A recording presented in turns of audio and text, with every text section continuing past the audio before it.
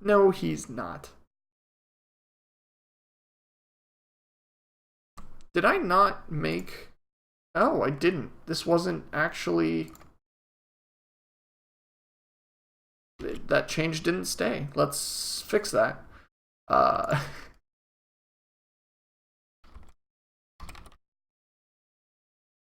Okay, now the bar is just maxed all the time.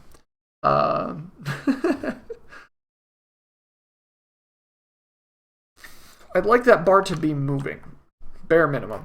So when I hit start, oh, I know what's going on. I never set the minimum and maximum skill values. So let's do that.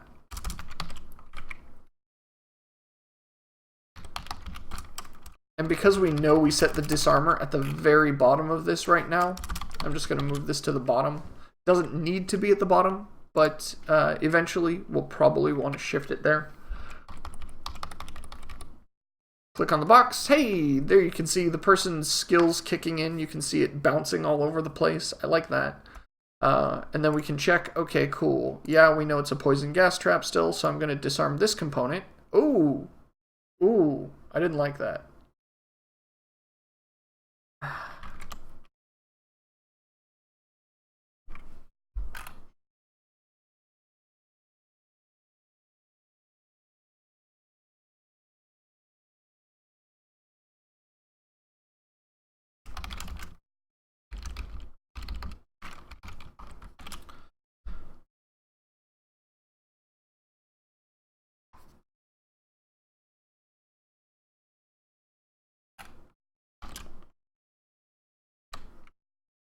So what happened there was I disarmed one component, and when the one component matched, it just said, yeah, sure, it's disarmed. That wasn't actually the case. There was stuff left. And problem is, if this and this, it shouldn't be is not equal to 0.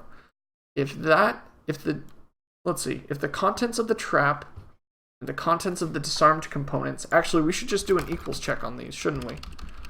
We don't need to worry about all this, like, anding them together stuff. Because that's for flag contains. We're not doing a flag contains. We're checking if the trap and the disarmed components match.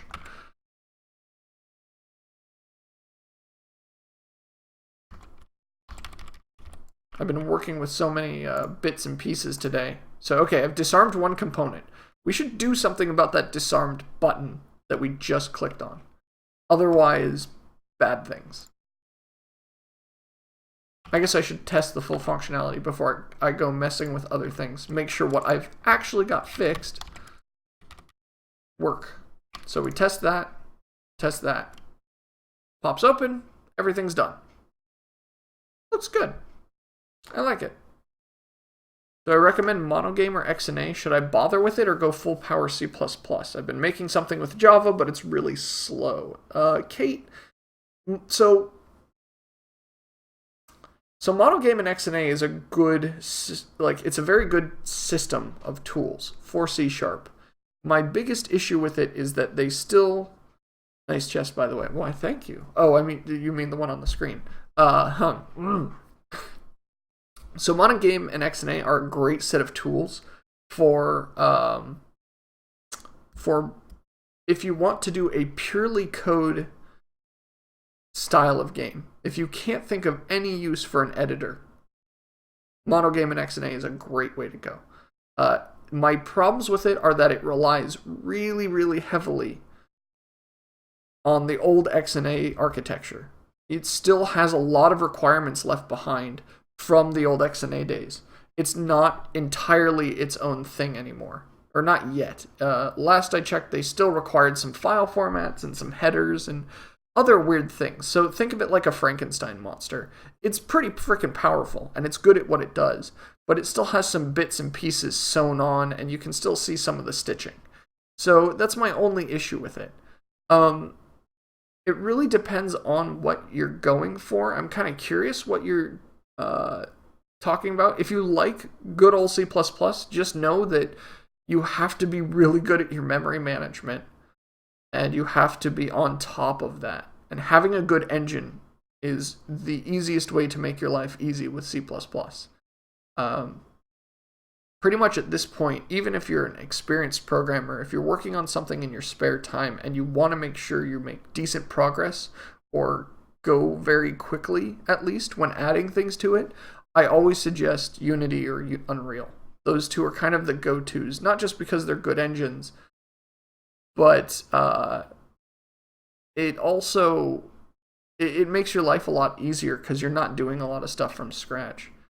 XNA was not bad. Contrary to what a lot of people say, XNA was not bad in any way, shape, or form. It was very powerful for what it was, which was a DirectX and X input wrapper for C#. That's pretty much what it was. The fact that it gained such widespread use should maybe be a good sign of just how easy they made it. The biggest problem being that it did have some downsides. Its pipeline was not really configurable in many ways, and it did have some difficulties with stuff when it came to fighting with the memory manager. You had to do a lot of that. It also had some other deficiencies that I don't really want to go to these days. Mostly because I just don't use XNA anymore. I used it a lot in college. Like a lot. It was my go-to for making games. Unity is now my go-to. Tuganese, what's the difference between C# and C++? There's a lot. They are two very different languages. Think of one as the... C++ is the language that started it all. It's the one that really got us, aside from C, C++ is what got us off the ground, and it got us going really quick. When C++ started to get old, Microsoft said, hey, there's a lot of crap in here we don't need. Like, computers have progressed beyond a lot of the stuff in C++. Let's make a new language that's a little less harsh. And that's what C# is. It's C++ with some of the edges kind of planed off, and with some of the neat things about Java and JavaScript and C and C++ and Python all kind of packaged into one place and then dumped into the Windows platform. That's really what it is. So C# is easier than C++? Yes. Very, very yes. If anybody in this stream is looking to get into game programming and doesn't want to start with Visual Basic or Dark Basic, as I used way back in the day, there's a name you might not have heard for a while, C# is the way to go. It's a great way to start.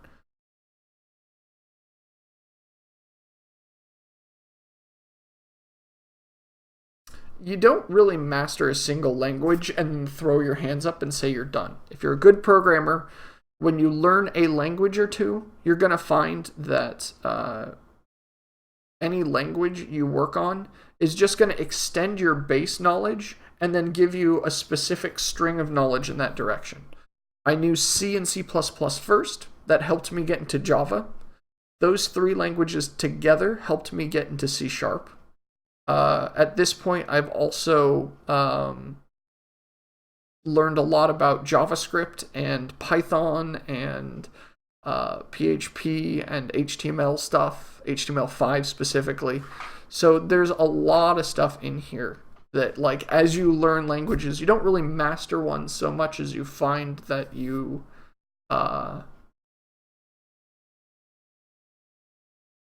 you find a favorite, true. And C# is my favorite by far. But you also find that they're all good for different things. I wouldn't use JavaScript to make a game unless it was a nice little HTML5 2D game, or maybe something Doom-like in 3D.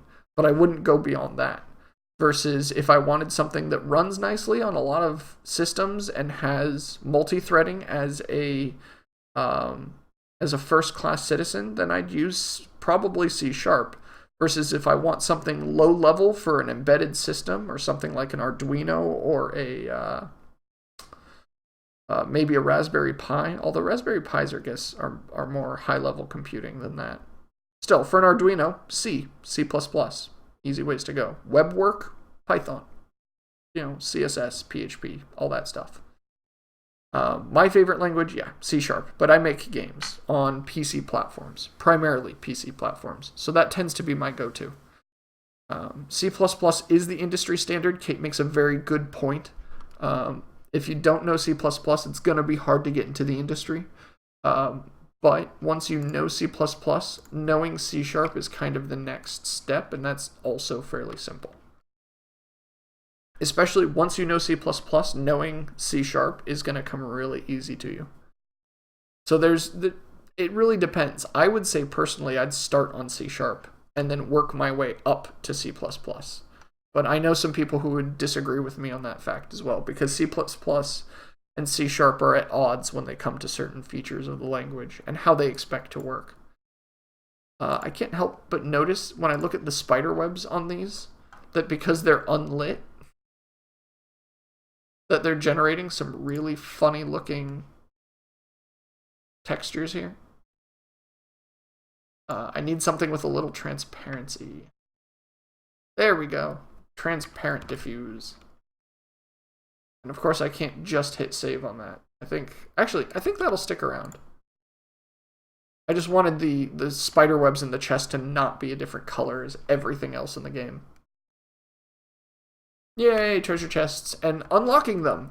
Now we don't have any,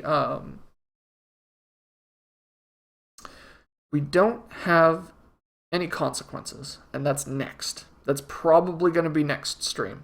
So, let's see, today's Saturday? I lose track of the time when I go on holiday. Yeah, today's Saturday. Okay.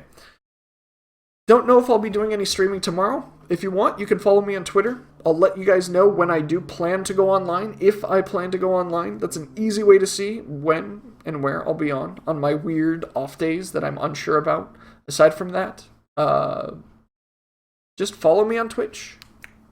That's the easiest way to know when I'm going to be online, because that tells you only when I do come online. That you don't have to put up with the terrible programming puns that I say. Those can definitely be a little overkill from me sometimes. And thank you very much to the folks who followed today. I see Kellogg, Castfire Gamer, and Rock Pranshu. Thank you guys for following. I always appreciate having more folks along for the ride. Alright, anything else before I take off? Because I don't think I have anything game-related left, at least for today. I'm kind of out of my planned content. I've got stuff to plan, but I don't really have code that I need to look at and say, I need to write this. Yay, walk into my tavern, poke around, walk up to the stairs, see some tables, look at them because, well, they're just tables. They're kind of pretty, but they're just tables still.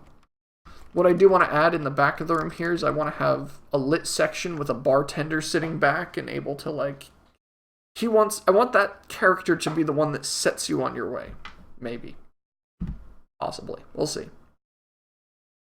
Alright guys, thanks for joining me again. If you are curious how I got here, I'm putting as many of these Twitch streams onto my YouTube channel, which is linked below as possible. So if you're wondering just how the heck I got to this point in the game, that is probably the easiest way to catch up. Otherwise, if you just want to know what's going on in the future, just hit that follow button and you will see each time I come online, and you can join along with everyone else.